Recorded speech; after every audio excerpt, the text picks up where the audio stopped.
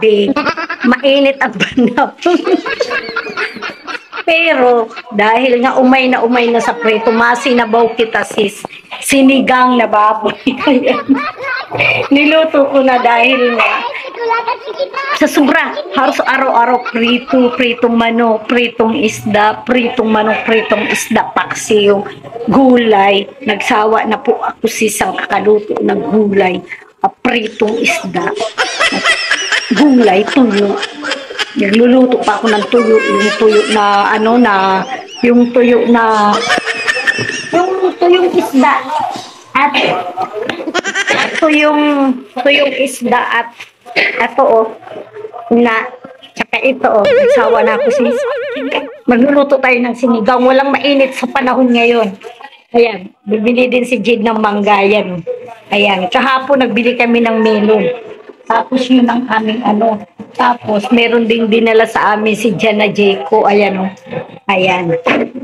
Kahapon, gumawa si Jade ng di pa siya Ayan gumawa si Jade ng melon juice na punong-puno ng gatas. Yan, may tagakain kami. Ayan. Kaya lang, ang problema nga, kailangan dry na sa lalamunan. Kaya tuyo ng tuyo. Magsabaw tayo kahit mainit, bahala na dyan. Ayan, magsasabaw tayo.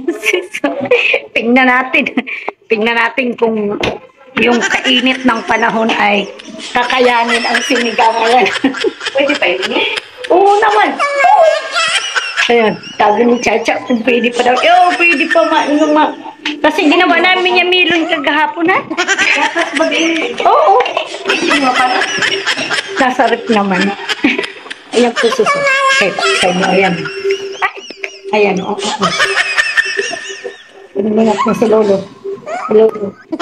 Tignan mo natin si Lolo. Kasi grabe talaga ang init. Oo nga, grabe ang init. Pero kung lagi naman dry naman yung yung iniinom mo. Nagaan si Lolo melon? Oo.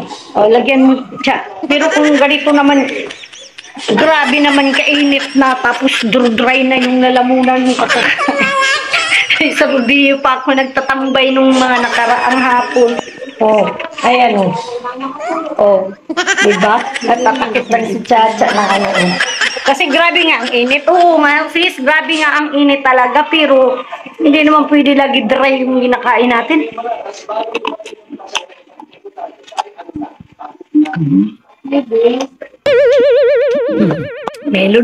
Melon juice ang inin namin. Ayan. Ay, grabe, di kaya sis na laging dry. Meron. Ito hindi si Lolo mo. Ay, ito, tama na pala to kay maubo yan. Kaya ba si ubuhon? Kahit grabe talaga ang init, di natin kayanin yung init. Ay, sis! Chacha, natatakip. Tingnan natin ang kuan kung hindi kakayanin ng sinigang. Ayan sinigang kayong baboy. Ayan ang ating mga lamas, kamatis. Ayan, prepare ko na. Pinalambot ko muna yung baboy. Ayan. Lambot-lambutin muna. Kasi na-miss ko yung sinigang na baboy. Ayan, may sabad na tayo. Lalagyan natin ng okra. Ayan po sis, okra. Tsaka syempre, walang kamatayang kangkong. Dahil mura ang gulay na kangkong. Ayan. Pero ito talaga yung masarapan sabaw. At ito talaga yung gusto ko. Pag nagsisigang ako sis, ito talaga yung gusto ko. Yung saba. Yan talaga yung favorite ko kasi yung saba. Tapos, ang okra. Kasi ito talaga pampababa ng ating mga blood sugar. Kung medyo tumataas-taas yung blood sugar mo, ayan, kain ka lang ng okra. Medyo, kasi mahirap na yung taas din ang dugo mo. Ayan, okra. Yan. May sili at sibuyas yan. Yan lang, kumukulo-kulo na yung ating sinigang. Tignan natin sa panahon ngayon. Sabi, ang sinigang daw ay para lang sa malamig na panahon. Ay hindi. Mainit kasi nasawa na ako doon. Naumay na ako sa puro mantika. Prito. Ayan, palambutin natin. Kumukulo-kulo naman na siya. Maya-maya pang konti. Masarap kasi yung malambot, di ba? Ayan ang ating sinigang sis. Ayan na kulo-kulo na. Pati yung saging luto na. Ang bilis maluto ng saging. Ayan na. Kulo-kulo na good. Uy, tawon, kulo-kulo na yun. Yung tawon. Oh, yun, oh. Masarap naman yan. Mainit ha, mainit ang panahon na ay. Nagsigang si Manang Liz. Bahala ay dyan, oy. Ayan. Parang hinahanap po kasi yung sabaw. Sabaw ng aking sariling luto. Diba? Kulo-kulo na. Ayan. Luto na yung saging. Sis, ako talaga, pag ang saba, hindi ko tinatanggalan ng balat kasi mayroon din pong sustansya yung balat niyan at parang marami ding vitamins yung balat. Pag naglalaga ako ng sinigang na ang saba, ang verdura ko, ayan po sis, hindi ko talaga tinatanggalan yan kasi meron niyang vitamins ang mga balat ng saging. Ayan, lagay na natin yung ating okra. Lagay na natin yung ating okra. Nilagyan ko na rin ng malambot na rin sis. O, ayan, malambot na rin yung ating meat. Ang ating meat. Ayan, malambot na siya. Ayan. Kaya inuna ko pong ilagay ang sili. Baka nagtataka kayo, ba't kaya sinama ni Manang Liz yung sili sa sibuyas at kamatis? Kasi sis, para maayan yung ating ayan. Ako sis, pag inaano ko yung asin, nilagyan na natin ng asin para ayan. So, sabi ko sa inyo yung ating ayan. Pag pinutol-putol pa natin yan ng maliit, siguradong maliit na lang yung ating kangkong. O, ayan. Lasahan na natin. Lasahan ko.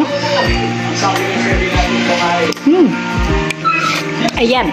Tamang-tama lang yung ating sabaw at ang ating sinigang. Sarap na. Okay na yan. Okay na yung isang kutsaritang asin. Ako sis, hindi ako mahilig sa maalat, hindi rin ako mahilig sa sobrang tamis. Yung kape sa akin na matabang, okay na yun sa akin. Ayan, ito tama lang yung ating ayan na, kompleto na yan. Kunting kulo na lang para maluto ng yung ating nilagay na asin para mag-absorb. Ayan, i-click na natin ang ating sinigang. Ayan, nagluto si Manang Liz ng sinigang. Sinigang, mainit na sinigang sa mainit na panahon. O, eto may sinigang tayo. Ayan. Yan na yung ating ulam for today's video. Ayan. Kasi yung dala ni Jan kahapon, pumunta dito ng Saturday pala, Sabado pala, pumunta dito yung boyfriend ni Jade. Tapos, ito naman yung dala niya kay Jade na sarap naman, chocolate cake. Ayan. Dala niya yan. Tinikman-tikman namin. Ito naman from Florella sa kapatid sa atin niya. Ay, ito sis yung Florella cake na dala ni Jan. Ayan, ito po yung sis yung isang laman ng hindi ko talaga nabigyan yung isa. Dalawa kasi ito sis, tapos masasarap din yung kain namin. Pero ito naiwan kasi ito yata yung favorite ni Jan. Sige na, sa kanya na lang ito, ititira natin ito. Ayan, pero pag nagsawa siya dyan sa matatamis, kakainin ko rin naman. Ayan po, ayan. Dala ng kanyang BFF. Ayan, Chico. Kasi galing naman lang yan siya, sursogon. Tapos ito naman yung sa atin niya, Florella Bake Cake. Ayan o. Yung sarap. Titikman ko din yan mamaya. Wow. O ito, reserve na natin kay Jade kasi wala na siyang ganito. Kinain ko na yung isang box char. Ayan.